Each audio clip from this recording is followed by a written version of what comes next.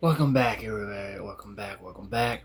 This video here is going to shake up some people. This is going to show, it's like my other video about Benny Idea right there. This one's going to shake up some people today. It's going to make some people rant. Tom Sawyer reveals the truth about the history of slavery.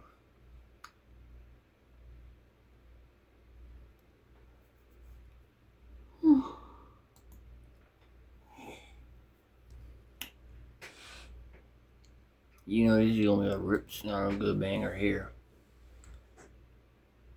Tom Sawyer, he's a guy, I think he's a real good professor or something in history and everything. I don't know, but when he talks, you best listen because these videos ain't something to play with.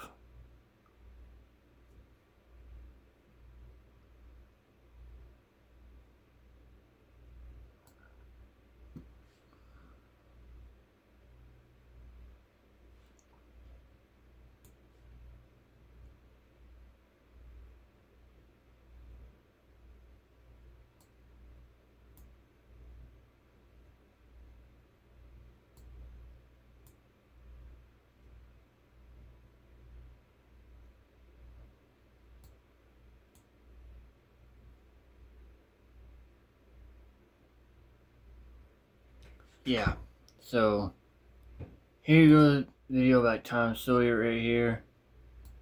This video is gonna make a lot of people upset, but they gotta know the truth.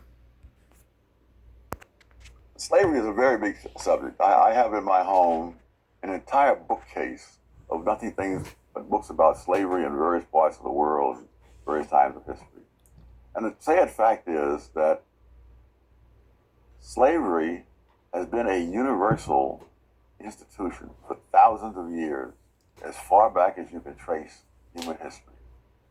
And what we're looking at is if slavery is something that happened to one race of people in one country, when in fact the spread of it was around the world. In 1776, which is when Adam Smith published The Wealth of Nations, as well as when the United States got started, he said that Western Europe is the only place in the world where there is no slavery. And even the Western Europeans had vast numbers of slaves in the Western Hemisphere, yes, but not in Western Europe itself. And so, if you're going to have reparations for slavery, it's going to be the greatest transfer of wealth back and forth, and between and cross hauling, as they say in the railroads, because the number of whites, for example, who were enslaved in North Africa by the Barbary pirates exceeded the number of Africans enslaved in the United States and in the American colonies before that put together. Hold on, back up. What? Let's back up for a minute. What did you say? Let's back it up, shall we? Right here. Cross hauling, as they say in the railroads, because the number of whites, for example, who were enslaved in North Africa by the Barbary pirates exceeded the number of Africans enslaved in the United States and in the American colonies before that put together. But nobody is going to North Africa to ask for reparations because See. Whoa. Ooh.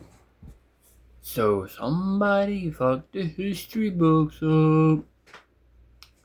I demand my reparations.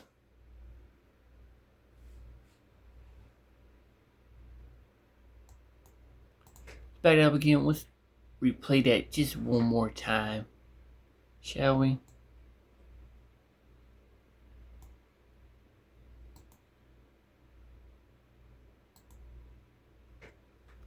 Here's frozen now. I don't want to work. Here we go.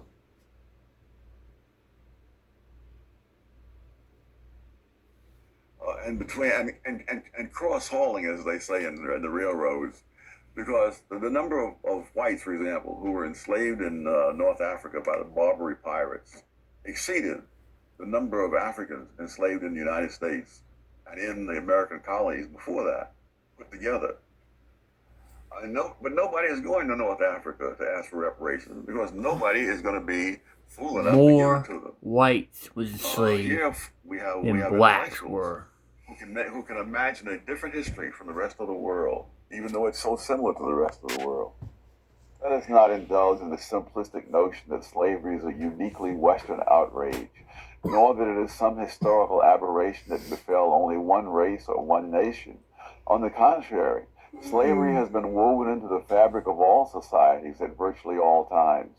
We see it in the ancient world, in Africa, in Asia, in the Middle East, in the Americas, and even in Western Europe until quite recently. The notion that black people started slavery is neither original nor accurate, but it does serve as an example of how historical myopia and moral posturing can combine to warp our understanding of the past and blind us to the present.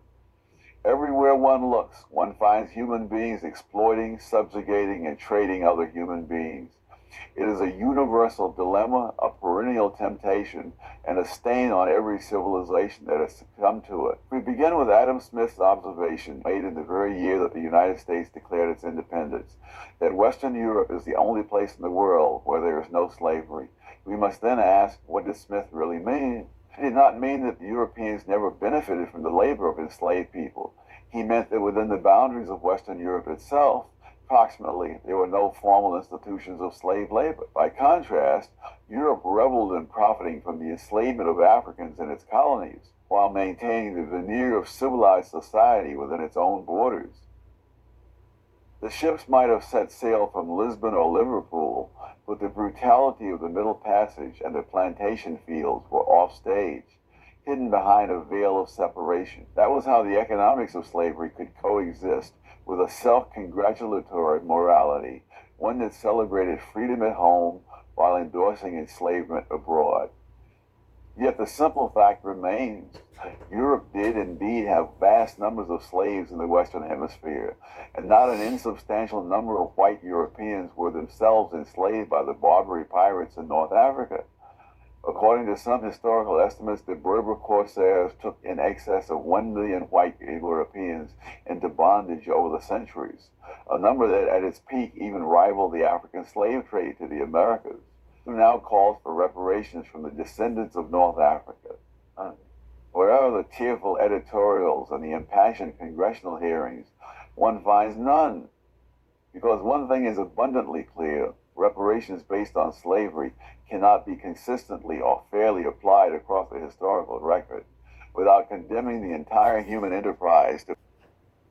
In every case, the result was the same: moral corruption, social stratification, economic distortion, and cycles of violence that echoed for generations. Yet in most cases, societies eventually found the moral courage and practical means to abolish slavery, not because they were coerced by a distant government, but because abolitionist arguments prevailed over vested interests.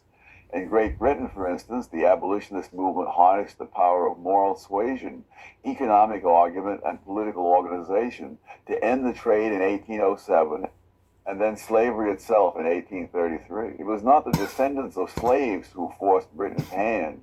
It was a small group of activists who discovered that moral clarity could overcome economic inertia.